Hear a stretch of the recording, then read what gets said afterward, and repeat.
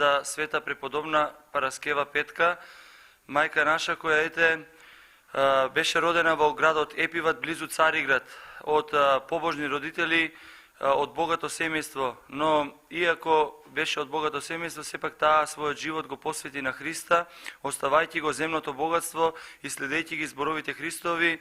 Не собирајте богатства кои крадци ги подкупуваат и крадат, и молци и богатство кое молци го јадат.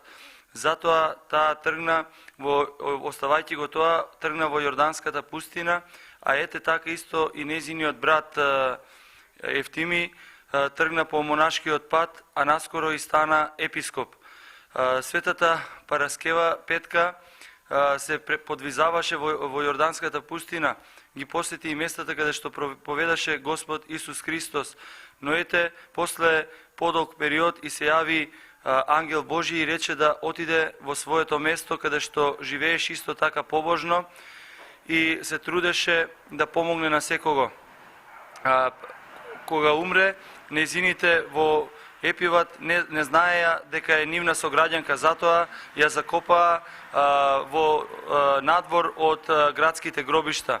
За подолго време да се открие незиниот лик и незината светост. Ете, Бог промисли да врз незиниот гроб биде закопан еден човек морнар, кого водата го беше исфрлила на брегот. Тогаш го видоа нетрулежното тело на Света Петка, но подоцна во сон им се јави Света Петка и го откопаа незиното тело и го внесоа во храмот. Света Петка, преподобна мајка наша, била во монашки чин. Меѓу народот е позната и како црна Света Петка.